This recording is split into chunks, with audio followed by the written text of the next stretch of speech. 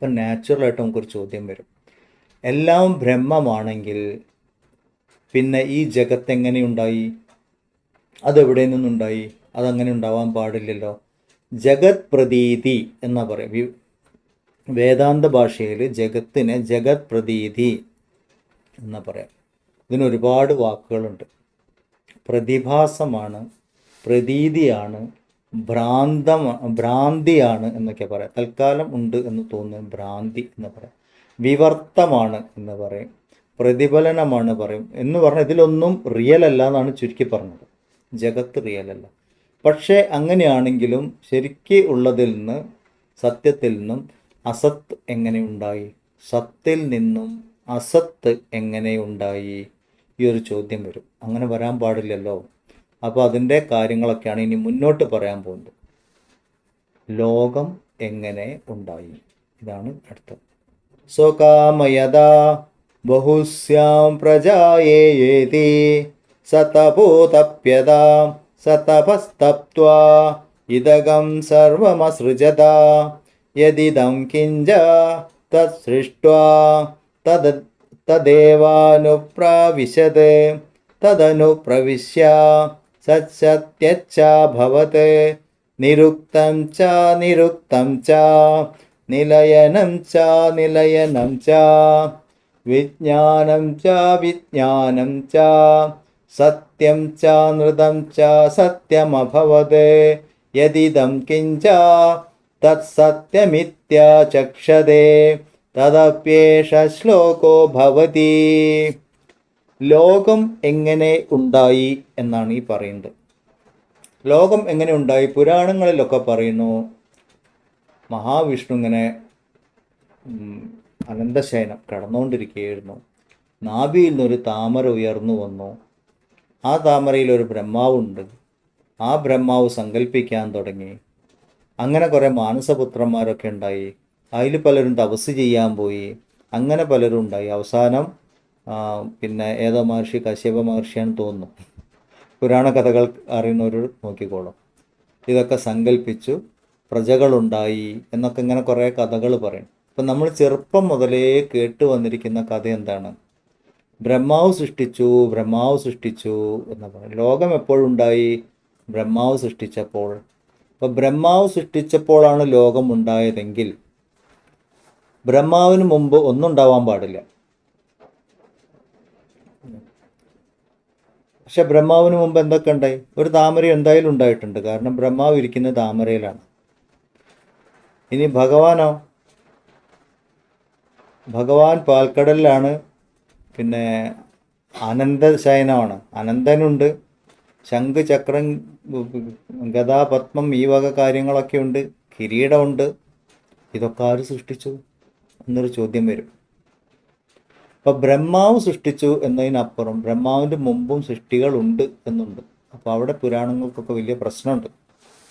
കഥാരൂപത്തിൽ എന്താണ് ഈ പറഞ്ഞത്? അതാണ് ഇവിടെ പറയുന്നത്. സ്വകാമയത, അത് ആഗ്രഹിച്ചു എന്നാണ്. ആരാഗ്രഹിച്ചു? ബ്രഹ്മം ആഗ്രഹിച്ചു. എന്നിട്ട് എന്ത് ചെയ്തു? തപസ് ചെയ്തു. തപസ് ചെയ്തതിൻ്റെ ഫലമായിട്ട് സൃഷ്ടികളൊക്കെ ഉണ്ടായി. അങ്ങനെ സൃഷ്ടിയെ സൃഷ്ടിച്ചു. ആ സൃഷ്ടിയിലെല്ലാം ഭഗവാൻ പിന്നെ പ്രവേശിച്ചു. അങ്ങനെ ഈ ലോകമുണ്ടായി. ഇതാണ് ഉപനിഷത്ത് പറഞ്ഞു തരുന്നത്. ഇത് വളരെ വിശദമായിട്ട് നമുക്ക് പഠിക്കാനുള്ള ഭാഗമാണ്. കാരണം ഉപനിഷത്തുക്കളെ കളിയാക്കുന്നവർ, വിമർശിക്കുന്നവർ ചോദിക്കുന്ന കുറേ ചോദ്യങ്ങൾ, അതിനുത്തരം ഇതിന്ന് കണ്ടെത്താനുണ്ട്. സകാമയത എന്ന് പറഞ്ഞു. അവൻ ആഗ്രഹിച്ചു.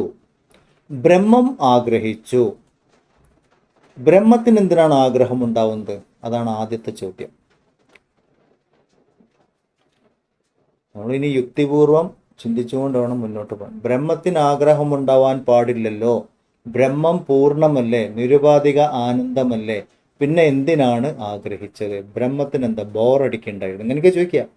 ബ്രഹ്മത്തിന് എന്താ ബോറടിക്കുണ്ടായിരുന്നോ? ബ്രഹ്മം എന്തിനാണ് ഞാൻ പലതാവട്ടെ, ബഹുശ്യാം പ്രജായേതി, ഞാൻ പലതായി മാറട്ടെ എന്ന് സങ്കല്പിച്ചത്? ഒറ്റയ്ക്ക് ഇരിക്കുമ്പോൾ ബ്രഹ്മത്തിന് പേടിയായോ? ഇതാണ് അടുത്ത ചോദ്യം. പിന്നെന്താ പറഞ്ഞത്? എന്നിട്ട് സൃഷ്ടിച്ചു, ഈ കാണുന്നതിനെല്ലാം സൃഷ്ടിച്ചു. സൃഷ്ടിച്ചതിന് ശേഷം അതിനെയൊക്കെ പ്രവർത്തിപ്പിക്കാൻ തുടങ്ങി. ഇനി നമ്മൾ ചോദിക്കാൻ പോകുന്ന ചോദ്യം, ഇതുവരെ എല്ലാവരും പറഞ്ഞ കാര്യം, ബ്രഹ്മം എന്തിന് ആഗ്രഹിച്ചു എന്ന്. ഉത്തരം, ബ്രഹ്മം ആഗ്രഹിച്ചിട്ടില്ല. ആദ്യം ഉപനിഷത്തുക്കളിലും ഇതിലൊക്കെ ഇങ്ങനെയൊക്കെ എഴുതാൻ പറ്റുള്ളൂ. പക്ഷെ പിന്നീട് അതിൻ്റെ കാര്യങ്ങൾ പറഞ്ഞിട്ടുണ്ട്. അത് പലരും ശ്രദ്ധിക്കാറില്ല. എന്താണ് ഈ എഴുതിയിരിക്കുന്നത്? ബ്രഹ്മം സങ്കല്പിച്ചു എന്ന് ചിലർ പറഞ്ഞു. സങ്കല്പത്തിൻ്റെ ഭാഗമായിട്ടാണ് സൃഷ്ടി ഉണ്ടായത്. അപ്പോഴൊരു ചോദ്യം വരും, ബ്രഹ്മം എന്തിനാണ് സങ്കല്പിച്ചത്? അപ്പോൾ പറയും, കർമ്മവാസനകൾ ഉണ്ടായിരുന്നു. കർമ്മവാസനകൾ എങ്ങനെ ഉണ്ടായി? ബ്രഹ്മം കർമ്മം ചെയ്തു. ബ്രഹ്മത്തിൽ കർമ്മമില്ലല്ലോ. ഇവിടെയൊക്കെ ഒരുപാട് ചോദ്യങ്ങൾക്ക് ഉത്തരം കാണാനുണ്ട്. വളരെ നമ്മൾ ആഴത്തിൽ ഒരുപാട് ചിന്തിപ്പിക്കുന്ന ഭാഗങ്ങളാണ് ഇനി വരുന്നത്. നമുക്ക് ആദ്യം മനസ്സിലാക്കാനുള്ളത്, ബ്രഹ്മം ആഗ്രഹിച്ചിട്ടില്ല, ബ്രഹ്മം സങ്കല്പിച്ചിട്ടില്ല. ആഗ്രഹങ്ങളും സങ്കല്പങ്ങളും എല്ലാം അഹങ്കാരം ഉള്ള സമയത്തേ ഉണ്ടാവുള്ളൂ. ബ്രഹ്മം അതിനപ്പുറമാണ്. അഹങ്കാരം ഇല്ലാത്ത തലത്തിനാണ് നമ്മൾ ബ്രഹ്മം എന്ന് തന്നെ പറയുന്നത്. അപ്പോൾ അവിടെ സങ്കല്പിക്കലോ ആഗ്രഹിക്കലോ ഇല്ല. പൂർണ്ണമായിരിക്കുന്ന അവസ്ഥയിൽ ഇതൊന്നും ഉണ്ടാവാനുള്ള സാധ്യതയും ഇല്ല. അപ്പോൾ അതിനാകെ ഒരു ഉത്തരം വരാനുള്ളൂ, അവിടെ സ്വാഭാവികമായ സങ്കല്പങ്ങൾ ഉണ്ടാവുന്നു. സ്വാഭാവികമായിട്ട് സങ്കല്പങ്ങൾ ഉണ്ടായാലും അതൊരിക്കലും ബ്രഹ്മത്തിൽ നിന്ന് പുറത്തല്ല, ബ്രഹ്മത്തിനകത്താണ്. ബ്രഹ്മത്തിനകത്ത് ബ്രഹ്മത്തിൽ നിന്ന് അന്യമായിട്ട് ഒന്നും ഉണ്ടാവില്ല. അപ്പോൾ സങ്കല്പം എന്നത് ബ്രഹ്മത്തിൻ്റെ രൂപം തന്നെയാണ്. ബ്രഹ്മത്തിൽ നിന്ന് അന്യമായിട്ടൊരു സങ്കല്പവും ഉണ്ടായിട്ടില്ല. ഈ സങ്കല്പത്തിൻ്റെ ഭാഗമായിട്ടാണ് സൃഷ്ടിയിലെ സകല രൂപങ്ങളും അനുഭവപ്പെടുന്നത്. അതുകൊണ്ട് സകല രൂപങ്ങളും ബ്രഹ്മം തന്നെയാണ്. അതുകൊണ്ട് ഇതൊന്നും ബ്രഹ്മത്തിൽ നിന്ന് അന്യമല്ല. ഈ തലത്തിൽ വേണം ഇതിനെ മനസ്സിലാക്കാൻ. പക്ഷെ ഭാഷയിൽ ഇങ്ങനെയൊക്കെ പറയാൻ പറ്റുള്ളൂ. നമ്മൾ സ്വപ്നം കാണുന്നത് പോലെ, സ്വപ്നം കാണുമ്പോൾ സ്വപ്നലോകം നമ്മളുടെ ഉള്ളിലാണ്. അത് സങ്കല്പം നമ്മൾ കാണണം എന്ന് വിചാരിക്കണമെന്നല്ല കാണും. ഒരു സങ്കല്പം ഉണ്ടായി, അത് സ്വപ്നമായിട്ട് മാറി സ്വപ്നലോകമായിട്ട് നമ്മൾ അനുഭവിച്ചു. ഈ സ്വപ്നം കാണുന്ന വ്യക്തിയുടെ ചൈതന്യമാണ് സ്വപ്നലോകം സങ്കല്പിച്ചത്. സ്വപ്നലോകത്തിലെ ഓരോ വസ്തുക്കളും കഥാപാത്രങ്ങളുമായി മാറിയതും സ്വപ്നം കാണുന്ന വ്യക്തി. ആ സ്വപ്നം കാണുന്ന വ്യക്തിയിൽ നിന്ന് അന്യമായിട്ട് ഒന്നും അവിടെ സംഭവിച്ചിട്ടില്ല. ആ വ്യക്തി തന്നെയാണ് സ്വപ്നലോകമായിട്ട് മാറുന്നത്. സ്വപ്നലോകത്തിലെ ഓരോ കഥാപാത്രവും അവനവൻ്റേതായൊരു ലോകം സൃഷ്ടിച്ചിട്ടാണ് ജീവിക്കുന്നത്. നല്ലവരുണ്ട്, ചീത്തയുണ്ട്, ഉപദ്രവിക്കുന്നവരുണ്ട്, സഹായിക്കുന്നവരുണ്ട്. ഇതൊക്കെ ഓരോ വ്യക്തിയും അവരുടേതായ ഭാവത്തിൽ ഓരോ ലോകം സൃഷ്ടിക്കുന്നുണ്ട്. എന്ന് പറഞ്ഞാൽ ഒരു സ്വപ്നത്തിൻ്റെ ഉള്ളിൽ വേറെ പല സ്വപ്നങ്ങളുണ്ട്. സ്വപ്നം എന്നത് സങ്കല്പമായത് കാരണം ഒരു സങ്കല്പത്തിൻ്റെ ഉള്ളിൽ വീണ്ടും പല സങ്കല്പങ്ങൾ നടന്നുകൊണ്ടിരിക്കുന്നു. ഇത് നമ്മളുടെ ഡ്രീം വേൾഡാണ്, സ്വപ്നലോകം. ഇതേ അവസ്ഥ സമഷ്ടിയിൽ നമ്മളൊന്ന് ചിന്തിച്ചു നോക്കുക. സമഷ്ടി ചൈതന്യത്തിനകത്ത് ഒരു സങ്കല്പം ഉണ്ടാവുന്നു. ആ സങ്കല്പത്തിനകത്ത് എന്തെല്ലാം ഉണ്ടാകുന്നോ അവർക്കൊക്കെ അവരുടേതായ വിധത്തിലുള്ള സങ്കല്പങ്ങളുണ്ട്.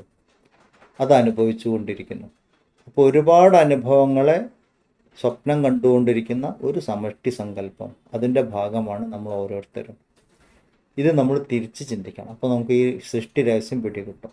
ചുരുക്കി പറഞ്ഞാൽ, ലൈഫ് എന്ന് പറഞ്ഞാൽ, നമ്മളുടെ ജീവിതം എന്ന് പറഞ്ഞാൽ ഒരു വലിയ സ്വപ്നത്തിനകത്തുള്ള ചെറിയ സ്വപ്നങ്ങളാണ്. Life is a dream within a dream അങ്ങനെ പറയും.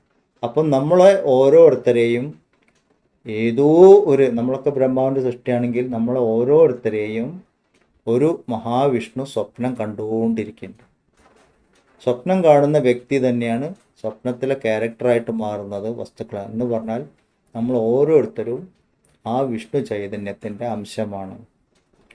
വിഷ്ണു ചൈതന്യത്തിൻ്റെ അംശമായത് കാരണം നമ്മളെല്ലാവരും ആ തലത്തിൽ ഒന്ന് തന്നെയാണ്, ഭിന്നരല്ല, ഭിന്നത്വം ഇല്ല. ഇങ്ങനെ തിരിച്ച് ചിന്തിക്കാൻ നമുക്ക് സാധിക്കണം.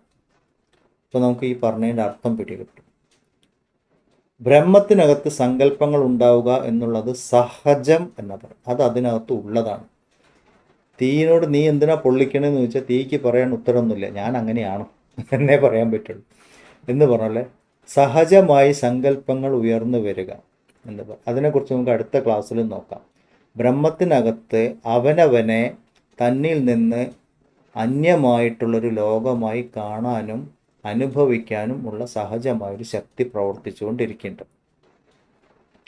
അതിൻ്റെ ഫലമായി സൃഷ്ടി എന്ന ഒരനുഭവം ഉണ്ടാകുന്നു. ആ അനുഭവത്തിൻ്റെ ഭാഗമായിട്ട് നമ്മൾ ഓരോരുത്തരും ആ സങ്കല്പത്തിൻ്റെ ഭാഗമാകും. നമുക്ക് ഓരോരുത്തർക്കും ആ സങ്കല്പ ശക്തിയുണ്ട്. ഓരോരുത്തരും അവനവൻ്റെതായ ലോകം സൃഷ്ടിക്കണം. ഇതാണ് സംഭവിച്ചുകൊണ്ടിരിക്കുന്നത്. അതുകൊണ്ട് ബ്രഹ്മം സങ്കല്പിച്ചു, ആഗ്രഹിച്ചു. എന്തിനാഗ്രഹിച്ചു? ബ്രഹ്മത്തിന് എന്തിൻ്റെ പോരായായിരുന്നു? ഇങ്ങനെയൊക്കെ ചോദിക്കുക, കളിയാക്കി കൊണ്ടാണ് ചോദിക്കുക, പരിഹസിക്കുക. അപ്പോൾ നമ്മൾ പറഞ്ഞു കൊടുക്കണം. ആഗ്രഹം എന്നീ ഭാഷയിൽ ഇങ്ങനെ പറയാൻ പറ്റുള്ളൂ. ബ്രഹ്മത്തിനകത്ത് സങ്കല്പങ്ങൾ സഹജമാണ്. അത് ലോകാനുഭവമായിട്ട് അതിൽ ഓരോരുത്തരും അനുഭവിക്കണം. ഇത്രയും നമ്മൾ ഇന്ന് മനസ്സിലാക്കി വെക്കാം. ബാക്കി അടുത്ത ക്ലാസ്സിൽ നമുക്ക് നോക്കാം.